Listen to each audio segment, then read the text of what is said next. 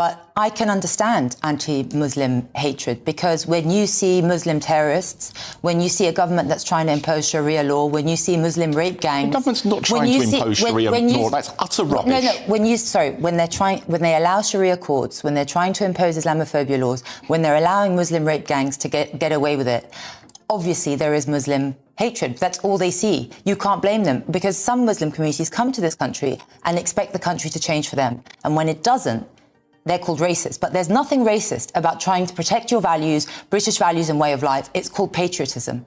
And that's something that Labour have to recognise. We are not a Muslim country, and those that come here who are Muslim have to recognise that and not try and impose their way of life on others. And I think reform needs to learn that taking individual crimes by individual Muslim people and then aligning that with the whole of the Muslim community is wrong, reprehensible, and it is racist. But we don't do that. But we don't. I'm Muslim myself. No, we don't. I don't blame my father or my family for the Muslim rape gangs. That is a particular group of disgusting men. Absolutely. And it's got nothing to do. Absolutely. But your party looked it over, and your party is still trying to cover it up. Yes, they are. They're trying to silence them. So when you have this government is trying to change the law to allow previous cases that had been turned down to be properly investigated, and thousands of cases are coming forward. Why was it turned down, Bill? Because your councillors and your MPs and your party looked it over. That's why. And it's only now that you're under public pressure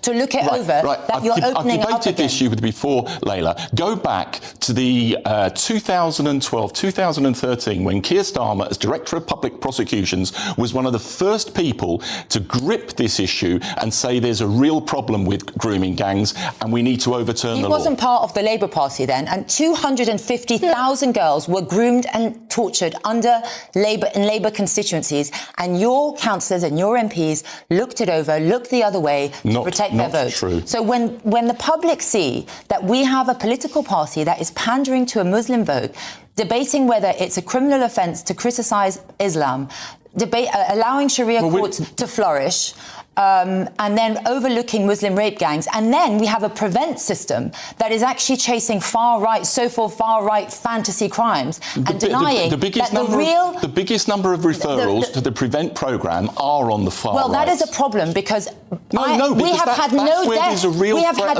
terrorist attacks in this country from the so-called far right. We have had it from Islamic terrorists. What about the guy who murdered Joe Cox? What about the man that murdered Joe Cox? Listen, I'm not overlooking that. It was a terrible thing. You just overlooked it. No, you just said there's no evidence of far-right extremism, and there was a far-right extremist who murdered a Labour MP. Relax. Yeah, I'm not relaxing, because I get very angry when you disgracefully misrepresent the picture. Are you saying that far-right terrorism is a bigger danger to this country than Islamic terrorism? Is that what you're saying? I think they're both a threat and a danger to this country. Do you think they're an equal threat? And I actually think... Wow. So you're comparing one horrific death to July 7th, the bridge. You're comparing that to one death. We have ISIS. We have so many Islamic terrorists. We have the Muslim Brotherhood that has infiltrated this country through the boat. And you are saying that Prevent should focus on far-right extremism. No, you have lost the plot, mate. You've lost the plot, Bill. I'm talking about the referrals by the agencies to the Prevent programme, and the majority or the biggest number are on the far right. I actually think... Hold on. Defunct. Prevent has no use. You've got to stop interrupting. I'm interrupt the Perrier. I'm going to the White House. Goodbye.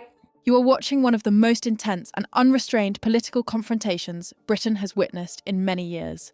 And in truth, it explains a great deal about why the country feels so deeply split right now. On one side, there is a Labour MP struggling to defend his party's record under heavy pressure. On the other, a Reform councillor who is no longer willing to accept years of avoidance, silence and repeated excuses. This was not a normal exchange of views.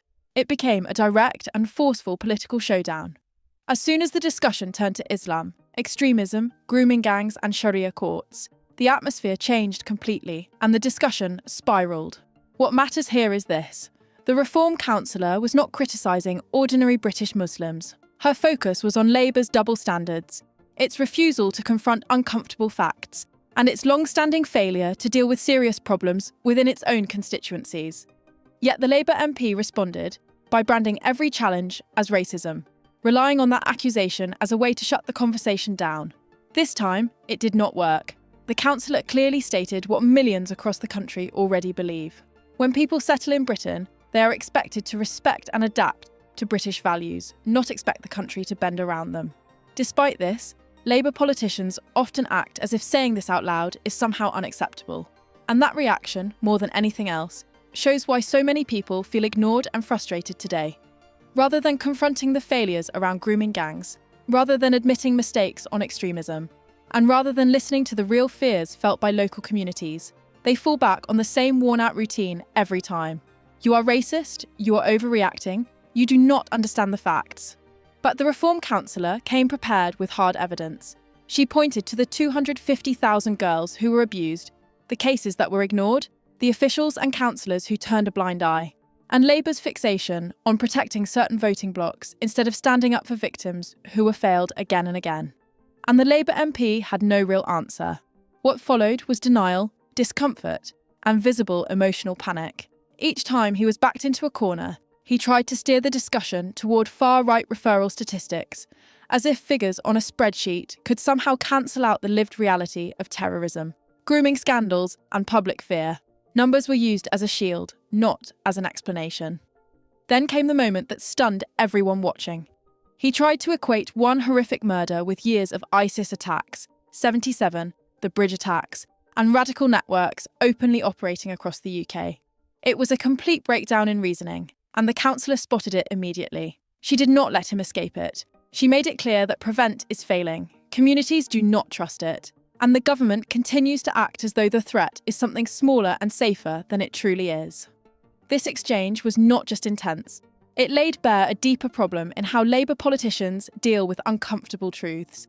Every time the Reform councillor raised a clear and specific failure, the Labour MP responded the same way: deny, distract, deflect. What viewers witnessed was political cowardice in plain sight. This clash was never really about Islam. It was about honesty versus spin, courage versus fear, and a Labour Party that appears more focused on defending its narrative than defending the people it claims to represent. And today, that carefully maintained facade finally began to crack.